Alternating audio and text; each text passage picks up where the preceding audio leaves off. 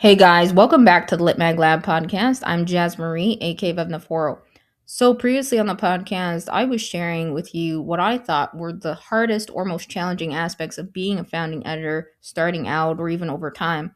And for me personally, this may be different for others, right? In most cases, it's a financial aspect, right? Sustaining funding. But again, for me, it was a lot of physical challenges, right? So I can absolutely relate to writers or founding editors or others in the world, right, who have really painful, things happening with their body, right? And today we'll be covering, a publication, right, that really focuses more so on that, right? And that is knee brace press. And firstly, I must say, I really like the name. It reminds me of, I mentioned this podcast, my folks had me go into all different kinds of activities when I was little. Not necessarily ones I liked, but they wanted to give me exposure to different things, right? So, I mentioned I did violin classes and then dance classes, right? And one of those being, right, Bharatanatyam. It's a super, super long to spell out. I can't spell it out for you guys, but it's a style of dance, right, that derives from India. Now, what I remember about that dance class was that all the time, you would see dancers with knee braces, right? And a large part of that was that particular style of dance was super hard on your knees. Like so many that I know, like even instructors had knee surgery, and I knew several, right, that had knee replacement surgery in my life and or used to know. So it was a very, very tough on your knees and stuff. I don't have knee problems or things like that, but still, yeah, that was always memorable to me how everyone would wear knee braces in my dance classes because they had so many, surgeries and things going on with their knees. So eventually I did stop doing that style of dance because it was really hard on the knees and your lower body. People had, very young ages, right, surgeries on their like bottom of their ankles and their feet and stuff. It was really tough. Like you're dancing on like hard concrete, right, basically. There's like no padding or anything. It's like literally a very hard surface and repetitive movements for that dance style. It's very hard on, can be very hard on your knees over time. So yeah. So anyways, just sharing that. So yeah, back to knee brace press. So they focus on, as you can see my screen out on YouTube, Spotify, and elsewhere, maybe Substack, wherever you're listening. So it says here, knee brace press is a place for stories about chronic illness, disability, mental health, and neurodivergence, right? And yeah, there are several other lit mags and journals out there that do a really great job of focusing on disability, chronic illness, and the importance of, having, time to, reflect on things you're going through and expressing that, right, on paper or with others. Sharing your story is important. And yeah, they also focus on neurodivergence. So there are, some that I think one of them was that comes to my mind too was medical literary messenger. Now I think they focus on healing. I think they're tied to university. I can't remember exactly, but yeah, there are many others out there that I've come across too, quite a few actually. So yeah, let's get started on this. We're gonna do the usual stat breakdown and then we'll tour the knee brace press website. Yeah. So this is chill subs again. We're looking at the overview page, right? So says new writer friendly, actually inclusive, hidden gem, a damn good read. I just love them. So they've had some votes here. There's no fee to submit. And yeah, they're not open right now. I believe they just had a window close out in January. I'm not sure when their next window is open, but I'm sure they'll have other windows in the future. So it is definitely one to bookmark and check out. So again, just gonna do a summary, right, of their publication, right? They were founded in 2022 out of the United States. Again, Knee Brace Press is a literary magazine dedicated to telling stories about chronic illness, disability, mental health, and neurodivergence. Founded in 2022 by Spoonie author Nicole Zelniker. In addition to publishing prose, poetry, and art, Knee Brace Press also publishes interviews with authors writing about chronic illness, disability, mental health, and or neurodivergence. Knee Brace Press also hosts an annual summer series featuring creatives whose work covers these topics. Yeah, so that's awesome.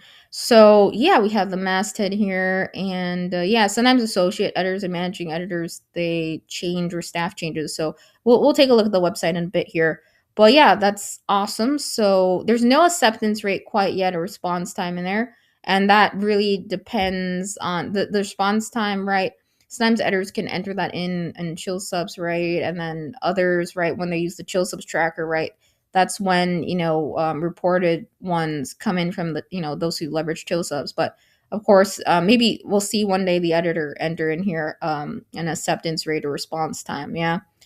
Anyways, they've been bookmarked 63 times. And yeah, you can see the calls section here, right? So yeah, I don't know if that's accurate. It says opening in 21 days. So I don't know if they are actually opening in 21 days from now or not. It's not really clear to me. I mean, we could check on their website and see if we see that. But yeah, we can see here there's literary, memoir, general art plus two. So sometimes editors, as you've seen on this podcast, do put in guidelines and calls into chill subs as well. But not all the time. Predominantly, again, it's always a good idea to stick to what's on the website. A duotrope, again, right, does have listings for the most part, right, to refer to as well, but always stick to what's on the lit mag or press's website, right, when you're submitting to a place, right, to follow the current guidelines. Sometimes it takes a while for maybe editors to update pages or even duotrope stream to get around to their annual checks, right? So yeah, they do have a duotrope listing, and see, we do have some details on the calls here, right?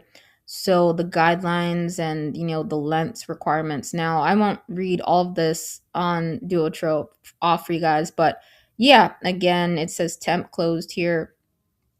And yeah, so it's always a good idea, I think, to refer to, both chill subs, duotrope, and the website. Just double check things. It's always a good idea. Again, I see a lot of lit. Eventually, I know more and more litmags will maybe include an AI policy, but for the most part, a majority of litmags and journals in existence have a no AI policy. But we'll see if we notice anything on the website again, right, when we head over there. So yeah, this is the website. So you can see they had issue one here, right, was darkness for their, I think, 2026 call. So it just recently closed, but that doesn't mean you shouldn't circle back and check it out, or even just stop by and read the pieces published, right?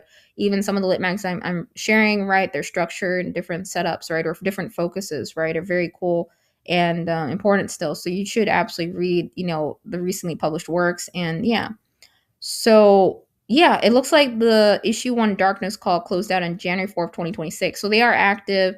And yeah, I'm sure they'll have an upcoming call, if you're interested, and meet the eligibility requirements, of course, right? So let's go to about submissions here. And yeah, so again, right, they had an open window from December 15th and 2025. And yeah, and then January 4th, 2026, right, for issue one darkness. Let's see what they're using for submission. So yeah, they are using a Google Docs form. And yeah, so you just want to like circle back, when they're going to be open again, and just bookmark and check on the page. It can help for some lit mags and journals to have recurring windows, but it can be really hard with schedules and stuff. We even at my own lit mag, we don't have like specific windows quite yet, but we're hopefully gonna get around to that maybe one day. Yeah. So here are the guidelines, right? So here are the guidelines. It's stating knee brace is focused on chronic illness, disability, and neurodivergence and creators who are part of this community. They operate in good faith that their submitters come to them genuinely and honestly as members of their community. They will not require anyone to disclose a diagnosis or condition, nor do they expect everyone to have an official diagnosis. If you wish to share that about yourself in your bio, they welcome that, right? They will accept a limited number of submissions that are not relevant to each issue's theme. Stories and art do not necessarily need to center around chronic illness, disability, and our lives, it says here, quoting this, right? Our lives are wide and varied, and our art is too. It's our mission to provide space for the voices of this community for any stories you want to tell. The theme of their issue is darkness, their most recent issue, right? Interpretation of that theme is up to you, right? So yeah, that was their last issue called, right, Darkness. So yeah, it's really nice that publications like Kneebrace Press exist, right? There are so many writers, human beings, artists in the world as well, who go through chronic conditions and some very severe things in their body, right? Very, very challenging to deal with, as I was, sharing also some of my experiences, right? Even some poets of community know I've written some things around this in collection stuff. Now, I try to in the last year or so I tried writing to be a more humorous writer, right? I'm a humorous writer, so I have done a lot of writing around things in the, you could say, medical world, I guess, with tidbits of like rights and stuff and venting.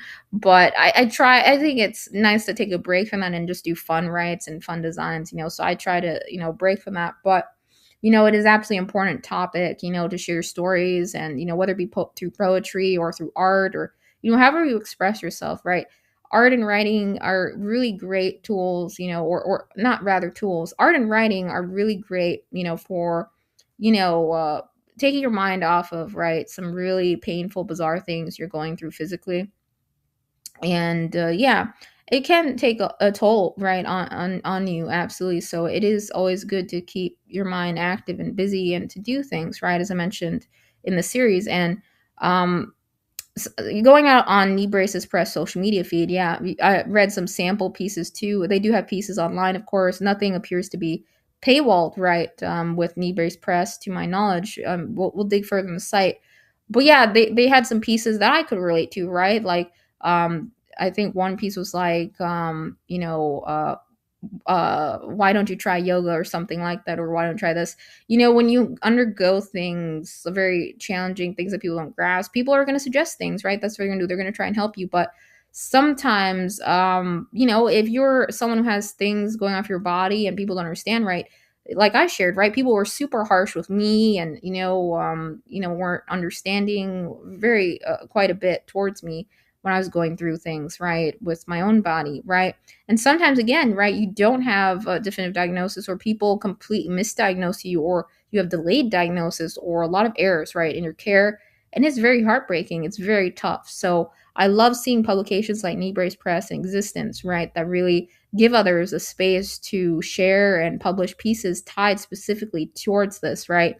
And yeah, especially other ones out there too on healing and the things you do, or go through, right, as a human being, right. So yeah, and I like how they reiterate community, right? Yeah. So in regards to, right, they don't require anyone to disclose a diagnosis or condition. Yeah, we've also had that in my own lit mag or journal in the sense that, right, poets, right, that we've had featured across our legacy issues, right, 1 through 5. There were a number of poets, right, who had disabilities, but they requested we not, right, have their condition or what they were diagnosed with disclosed, right, in the print issue. Or even some do share that more so on social media, but they didn't want it in the print issue specifically, right? And you have to respect that. And yeah, that's totally fine.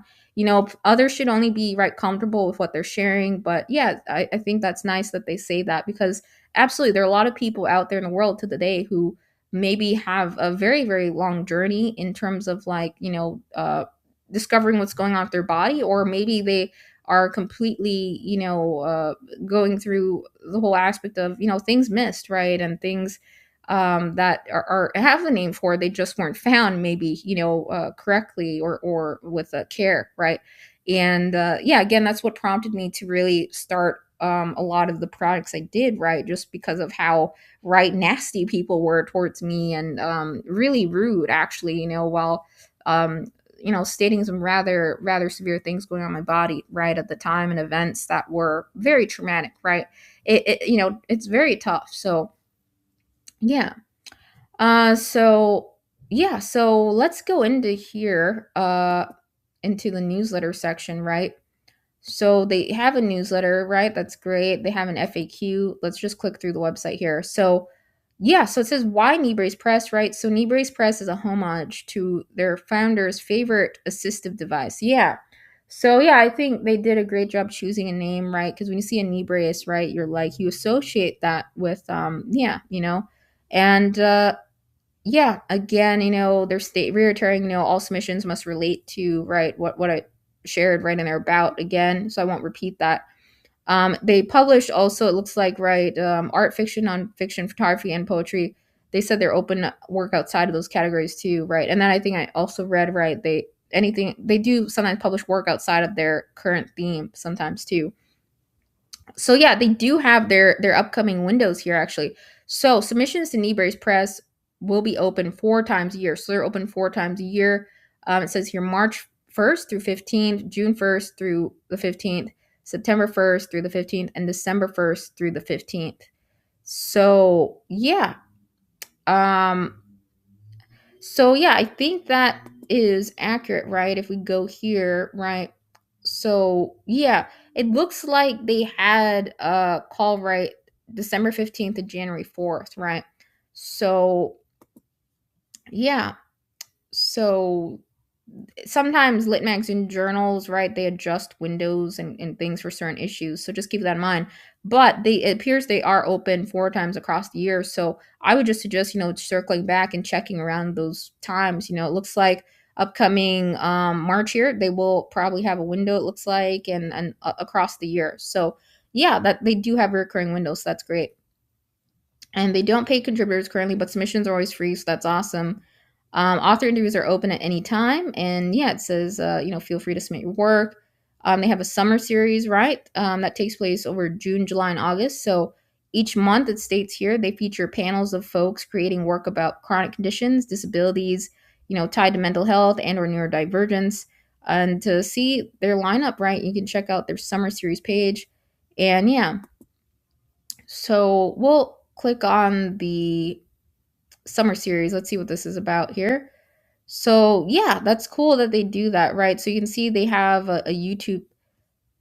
So yeah, that's cool that you can see this, right? They have it looks like a YouTube channel, right? And featuring writers and focusing on mental health, grief, and yeah, so they do a really awesome job. It looks like they do have a YouTube channel where they're posting this, so totally check it out. Kneebrace Press on YouTube. I haven't done a good job about plugging in YouTube channels to each episode, so I don't know if I'll have time to go back and do that. Not all platforms I can plug in links, or sometimes things happen with links, so I just try to do at least the lit mag or press's website, right, and plug in the that. But we'll see. I'll try. Otherwise, do check out their YouTube channel, or do take a look at the summer series they're doing. It looks very interesting. I haven't listened to it myself yet, but it sounds very cool. So yeah, they do mention they have content warnings, and yeah, I think that is important to have, right? And yeah, there are absolutely some things that we write about, or there are absolutely some things that rights that may could be triggering in nature. I think it's a good idea to have content warnings. We don't require that for incoming submissions at my lit mag, but we do include it, are mindful about it. We've had writers do it in spoken word pieces. We do it on our website. I think we've had, a couple pieces published to date that have, 0 miles ahead, content warnings, things like that I've done, right? Or poem ahead, right? Content warnings, just mentions of, X, Y, and Z, right? Well, what it entails. So it's always a good idea to give others a heads up, dealing with rather sensitive topics or ones that could be triggering in nature. You want to be mindful about that, even readers who are crossing across the, those who come across the website, right? Or submitters, right? So yeah, they have a contact section, right? So we're just clicking through the website. I'm just wondering, the layout and everything. So the staff, right? So yeah, the editor in chief, right? So yeah, that's cool, right? So we have Allison and managing editor, right? These are the current staff members, right? I won't read through everyone's name, but yeah, it looks like they have staff contributors, staff editors, and yeah, so that's cool, right? They do have a staff behind it, right? And contributors, it looks like, as well. Yeah, some lit mags have regular contributors, and yeah, so that's awesome. So yeah, I typically don't read all bios of all members of staff, but sometimes I do. But definitely give it a read. It's always cool to learn more about others, right? And yeah. So yeah, Allison is the current editor in chief, and then again, just a reminder, right? So the founding editor is Nicole Zellenker, right? Yeah, so Nicole Zeneker is the founder in ESC, right? So yeah, it looks like at some point in time, yeah, sometimes some founding editors, maybe they have someone else step in to do, the editor in chief role, or a facilitated team, right, to oversee it, right? So that, I don't know if that's the case here, but either or, right? That's awesome. They have a staff behind it, and yeah, it looks very organized. So let's check out how they have poetry laid out here, right? So, yeah, they have poetry, right? This is from November 2025. Let's click into one of these pieces here. Let's click on February by Matt Alton. Let's just look at the layout here. So they have the contributor bio, right? And then they have, right, it looks like the pieces here that you can click into. So if we click into February poetry, it'll take us to, right, the piece here. So that's how they have it laid out. And yeah, so that's cool. Yeah, it's very organized and neat. So we have short stories here. And yeah, so they have it all laid out, right? Absolutely. Essays. And yeah, so they do essays, short stories, right? I won't click into all of these pieces, but you can absolutely give it a read sometime. I know before I was like, really clicking into every single aspect of sites. So yeah, I'm just gonna click around and show you guys the pages, right? So they have book excerpts even, right? So yeah, art. They have art here as well, and pieces. So yeah, I won't go into every single part of every single website, but just trying to give you an overview of everything. Yeah, so we covered the summer series. Let's see what else we have here. More lit mags resources. So yeah, they have some other referrals to other literary magazines, right, and some recommendations. So that's great that they do that, right? More lit mags to check out. And yeah, and they're not all pertaining to disability or anything like that, but yeah, so yeah, they have some listed here do, right? So they have book recs here. So I think it's really fun when lit mags give book recommendations. And yeah, and yeah, that's great. So yeah, that's pretty much it. They have an author interview series that they do. I think that's really great. That they sit down and interview and chat with others, right? I think it's very important to and that, the whole aspect of community and others going through the same thing as you, right? Everyone's conditions may be different or what they're going through their body, but I'm like, everyone can relate to some things in that realm, right? Absolutely. So yeah, the only thing I would say is, it's always a good idea, I think, for lit mags and journals to mention, the time they're going to get back to others or estimates, and then like, most online lit mags and journals or presses, and yeah, most online publication series, right, do accept international submissions. So yeah, I think it's always a good idea to specify it, though, so yeah, that's great. Now, the thing I don't know about, so in their FAQ, the thing I would say is that so yeah, I think in their FAQ section here, I think it'd be nice if they added a specification on online solely or print, right, or something along the lines of that too. Aside from what I mentioned, in terms of when others will hear back typically, and being open to international submissions, if I think those are questions that come to my mind. But yeah, most online literary magazines or publications are. And yeah, so yeah, it's I've seen some publications interchange their name between, like lit and press, right? Or some do extensions of a literary magazine, right? So it's really up to you when you're, naming your lit mag or journal, right? I mean, knee brace lit or knee brace press, right? But yeah, you just want to make sure, you right, it's up to you how you want to go about that, So yeah, I think someone had asked that once. It was like, oh, but they're called a press. So do they focus on chapbooks? That's not necessarily true. Yeah, a lot of places that have press in the name do have chapbook series, but that could entail that they are also literary arts publication, right? Not necessarily always that it's a you know a place that does yeah. So yeah, that's all I can think of really, So yeah, just a few more questions I had on FAQ, but of course you can always reach out to them, if something's not clear.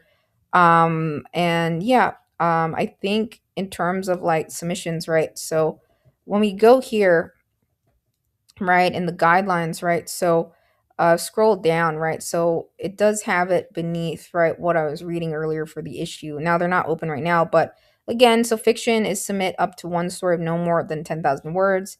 Nonfiction submit up to one essay of no more than 10,000 words. Poetry submit up to three poems in one document. And then book excerpt submit up to one standalone excerpt of no more than 5,000 words. For art, you can submit up to three photos. It says please include a short description of 20 to 200 words for each photo. Audio and video submissions must be no more than 10 minutes in length. So yeah, that was for this call they had, right? I believe, right, and the issue one of darkness right here. So yeah, on their website, right, the online section of art too. I was looking at the art pieces, and yeah, so you can dig through more and read past work. I think it is always uh great to do that, to stop by lit mags presses and just read the work, and to get a feel for the publication. But yeah, again, there are a lot of really stellar lit mags and journals out there that do focus on more so on chronic conditions, disability, and a number of other things, right, that we go through in life. So if you want to start a lit mag or journal around again something you're passionate about or care a lot or that impacted your life in a great deal, by all means, go for it. Yeah, so that's Knee Brace Press. I'm trying to make these episodes shorter, guys. So I think this is 30 minutes. So I'm going to cap it at that. But do check out Knee Brace Press and give them a follow, right, on Instagram and their YouTube channel. Do check it out. Quite a few of the lit mags I covered on this podcast do have YouTube channels too. Again, I didn't do a whole good job of plugging in all of the YouTube channel links, but quite a few do actually. So if you go out and you can watch some of the cool additional series they do, and yeah, and even learn more about the publication or events they've done in the past. So yeah, that's all I can think of, like, real quick. Yeah, so I'm gonna sign off, but I'll drop a link to Nebrace Press. It looks like they're open. They have 4 open windows every year. I don't know if their windows are changing or anything like that, um but yeah, so yeah. So I don't know about their windows for issues like shifting, or if those are the definitive windows. I know sometimes lit magazine journals open have different windows for certain issues, right? And different windows for print if they do print, or different windows for online, right? So that wasn't entirely clear to me when I was like, going through Nebrace Press. So I think it would be a good idea maybe to clarify that too. But regardless of that, I think they do an awesome job. Everything's very organized, straightforward, right? And yeah, I really love the name they have of their, publication too. So, yeah, and again, staff across lit mags and journals, right? They change over time, and it's really cool, to see publications evolve over the years.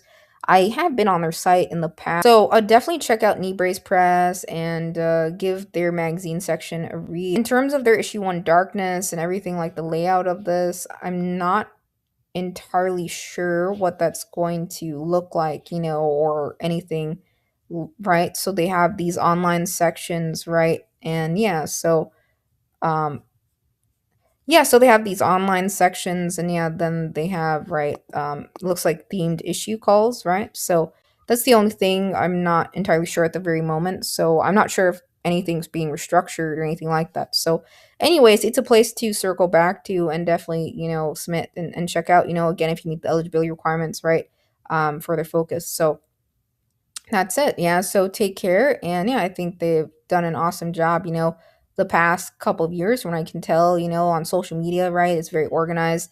They share, snippets of poems, right? And other events they do, at Nebrace Press. So that's really great to see.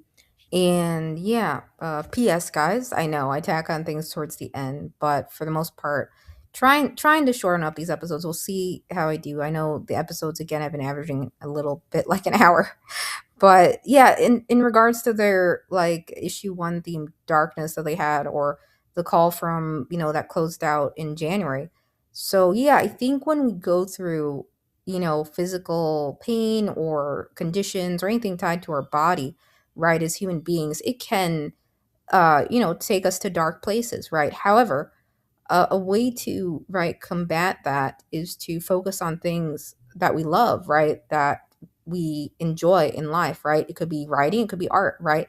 That, again, as I mentioned in that past episode, right, can be a source of light, right, and overcoming darkness, right? There are a lot of different ways you can, write around or even highlight through art, right, that whole aspect and subject matter from their, January issue. So yeah, again, not sure on the issues or what that really entails or looks like, right, quite yet here, but yeah, they have upcoming, submission windows again, so I just wanted to tack that on. I think it is absolutely important that we share our experiences and, things we go through, in life, right? They can be lessons for others. And something I just want to reiterate. So yeah, in that past podcast episode, yeah, absolutely. My folks have always been there for me, my members of my family. However, I think in 2020 and onwards, right, the past couple years, it was just really weird. The moment I started having bizarre issues in my body, a lot of events back to back, and it was just strange because I was typically always used to my folks listening to me and really being cautious, right? I think it was just a rather really stressful time, right? So if you got something, if you had something happening with your body, right, unrelated to, right, that the events of that time I shared on the podcast, as you're aware, right? Yeah, it's just it's really tough. On top of that, right? You maybe are more prone to errors in a very stressful time span, right, and things like that. Having people just poke you and send you on your way, right? Just one scan is not going to show everything in the body. Obviously, sometimes, right, very urgent things that people go through are missed, because of, haphazard checks or not being thorough. So I don't really, again, I don't blame my parents or anything like that, but I think had initially people had been very thorough and more cautious in my care, right? And, yeah, I wouldn't have gone through a lot of the events I did, the past couple of years, right? Yeah. But everything led up to, right, the creation of Dippity and some interactions and friendships I wouldn't have had, right, had I not gone through this uh, up and down, really strange, set of events. But, I'm thankful for the friendships and community that I found. And again, something that lit mags do, right? They create communities around their publications and spaces for others to express, share, and get feedback on their work to grow as writers, artists. And it's a really stellar thing to do, and we can again communicate things that we face and obstacles and challenges, right, through our work. So yeah, that's all I wanted to tack on. So again, do check out Knee Brace Press. There are other ones totally out there. I have seen some lists, if you search like lit mags that focus on disability or chronic conditions or any keyword searches, right, you'll come up with lists others have put together. Again, Chill Subs has lists as well, and other writers have, put together lists over the years. So totally, a lot of really amazing places out there. And yeah, just a few things I mentioned in the FAQ. Typically, if a lit mag does get a frequently asked question, they do, right, add it to their FAQ page, right? So yeah, I believe, again, it looks like they did have, earlier I mentioned, right. So I think the founding AIC, right, Nicole, right, at some point in time, it looks like the staff underwent some changes, right? So I don't know if the name got cut out. So, but if it did, anyways, just again, Allison Araya de Busk, right, is the current editor in chief, and managing editor is still the same. It looks like Justin, and yeah, then there's poetry editors, and they have a staff, like a staff behind this. So that's awesome, So yeah, do check out, the art sections, the other ones. They have essays, short stories. Give it a read. Take the time to read publications, even if they're not open, right? You can prepare in advance and like, yeah, this is what they're typically published, what they're looking for. I don't know much about, right, issue structure and stuff. Even with like, they've been around, since 2022, but I'm saying like, even, I'm sorry, this is a bit longer tacking on, but even with lit mags that, are newer, right? Sometimes they don't have issues out, right? And yeah, then it's kind of hard to gauge, what they've accepted in the past and stuff, places starting out, right? So you just got to try, right, and see what happens, right? It's so important to keep trying, and yeah, it's beneficial to do that, right? And it's great to see publications have different focuses. Again, I love seeing that. So yeah, and yeah, the only, oh, one more thing, real quick, one more thing, I promise. I know I tack on so much towards the end and they're like, that's how it's an hour, you never stop talking. I know, but really quick, I want to make a point. So yeah, in regards again to issue one. So I don't know, sometimes lit mags, they do, online literary magazines, they do, publish pieces, right? Even this applies to print and online ones, right? They take pieces that appear in the issue and spotlight them online, or the pieces online appear in the issue itself too. So I don't know if they have a setup like that at Ebrace Press. I'm not really sure the exact structure here, but the most important thing is that everything's easy to read, and accessibility is so important, right? To be able to navigate and find things, right? So that's great. They have a search too, and yeah. So just a few things, I had questions when I came across their site. I've been on their site in the past, but not to this extent, really reading around and further as I did, today. So do circle back to them again. And yeah, especially, if you're a writer that can, relate to, any, chronic conditions, illness, disability, and, the other focuses that they have, right? It's definitely, I think, super important, right, that we express ourselves as writers, and again, it's really really important. Some of the topics we're covering as writers, as artists, are super super important, right, to get our voice out there, to share it.